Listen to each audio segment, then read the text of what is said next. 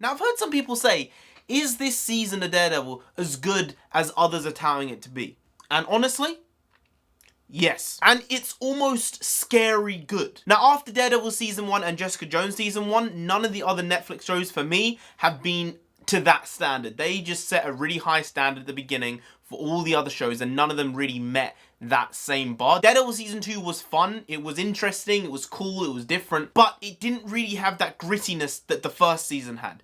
And when you looked at The Punisher, which really did sort of go back to that grittiness, I think the story was slightly lacking. I think it was definitely one of the better Netflix seasons, but it didn't meet the standards of Daredevil Season 1 or Jessica Jones Season 1. And thankfully, Daredevil Season 3 smashed it out of the fucking park. Coming into this season, I thought that they'd reduce the number of episodes, just like they did with Iron Fist Season 2. It was originally 13 and they cut it down to 8. I thought this was going to be 8 episodes as well, and then it was like, no, it's 13, mate. I was like, wow. I will go out there and say this is the best paced Netflix show out of all of them. It didn't feel slow at all unless they wanted it to feel slow. It wasn't like it was boring storytelling. When they wanted to slow down the story slowed down. Slew down? The story slowed down. Just like my mind is right now. No, you can say slew, can't you? I don't know. Oof. The action was phenomenal. It was honestly so high quality here. And it makes me think this is what Netflix can do. Just do it again with another season. Don't cancel all these shows. You've proved you can do it. So do it again. Matt's story alone in this season was captivating. I mean, they really zoned in on the Catholicism in this season, and it worked out well. It played well. There wasn't any politics about the Catholic Church or this and that. It was just a simple story. And sometimes we need that. Foggy was great in this season. I mean, man's lost a bit of weight as well. He's looking trimmer than he was in the first season and the second season. I think he's doing well for himself. But Karen as well, she was so annoying to me in the first 2 seasons, alright? She really grated me in the wrong way. Whenever she was on screen, I was like, you are just a disgusting character. I don't like you for some reason. I don't know why I don't like you, but I don't. But when Defenders came around, I started to like her more. Then Punisher came out, and I was like, you've found your character. Whether it was the actress or the writing, I think it just worked better with the Punisher. And bringing that character back to Daredevil Season 3, you really felt her arc through this whole universe now. Whereas before, she just felt disjointed comparatively to the other characters. So well done. You've been able to turn a character I didn't like into someone I actually enjoy seeing on screen. And you can't forget Kingpin, alright? The fact they gave him the white suit, I was like, this is either going to go incredibly well or really badly. It was one or the other. And thankfully, it was stunning. Seeing him in that was comic book gold. It was nerdgasms for all the nerdgasms in the world. And Vincent D'Onofrio played it like it was some old English theatre. It was that good. And the nuance he has in the character is just someone else who was great. I mean, the guy playing Bullseye, like, the ending was a bit enough for me. I mean, the fight scene at the end wasn't exactly the best fight scene of the season. His character was so captivating. You just were drawn in by him, even though you know the guy is wrong. You know he's wrong. He knows he's wrong even. But you felt sympathy for him, and you felt empathy towards him.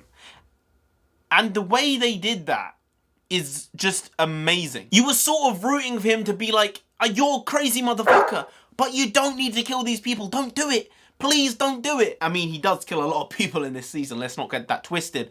But you're sort of rooting for him to maybe do the right thing, even though you know he's not going to do it. Story-wise and writing-wise, I learned a lot from this season. So thank you to the entire team who put this together, because I think it's very good learning to watch how things should be edited, because I think that was one thing which the shows had sort of become lax on since the first season of Daredevil. I think ever since then it sort of fell off a little bit. And thankfully I didn't have a lot of problems with the editing in this season. As I said there, it should be in some way a case study for how to write a story.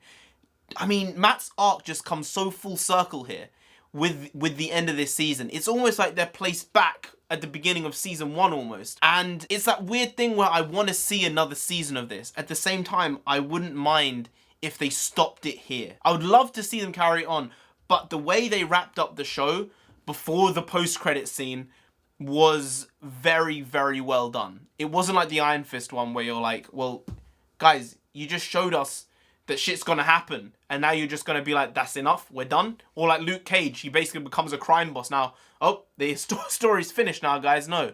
So I'm glad that they did wrap it up. But seeing Daredevil fight Bullseye, it's just crazy. It's stuff you don't think you'll see again because it was done so badly in like 2003. They really aced the choreography and the fighting and the styles that they would have. Like, Bullseye was just picking up anything and launching it at people, ricocheting it off walls. And while it's ridiculous, it's completely ridiculous, it's almost believable. It's almost feasible. But obviously it's a superhero show, but they really do try and make this type of stuff believable. And that's the great thing about it. Matt relinquishing the Red Devil suit was a big story point in this season. It was a huge crux in it, and I think it was necessary for the story that they told. I love that they gave him the black suit back again. I think they did sort of master the red suit in that second season. I know the red suit at the end of the first season looked awful. I'm sorry, it looked really, really bad. So they did improve it for the second season, but he felt he was done with it in the show. I think they might bring it back, actually. Maybe they'll color it differently. Maybe we'll get a yellow Daredevil suit, you never know. But the parallels they set between Bullseye and Daredevil were just there for everyone to see. I know that this isn't really the character that is in the comics, but they gave Bullseye a backstory that was similar in ways to Matt's.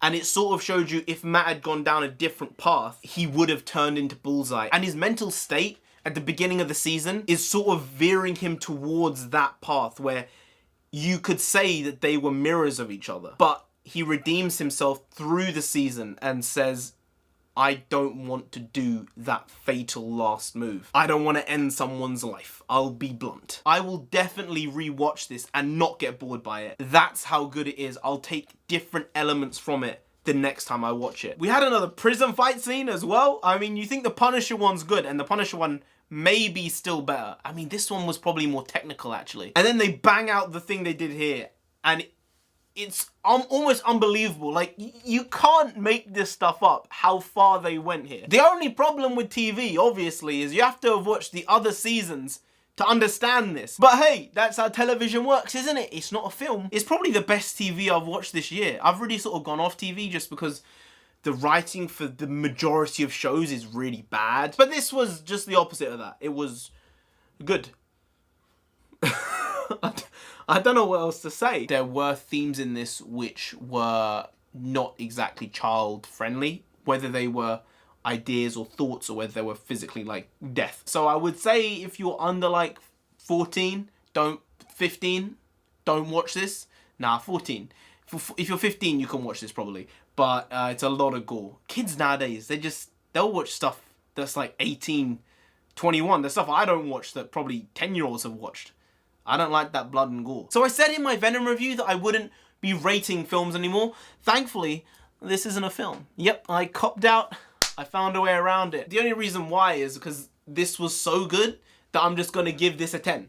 This was like 9.5 out of 10. This was that good. It really was. Anyone who likes comic books, anyone who doesn't like comic books, anyone who likes action shows, lore shows, nuance shows, anything, all right? If you watch TV, watch this TV show.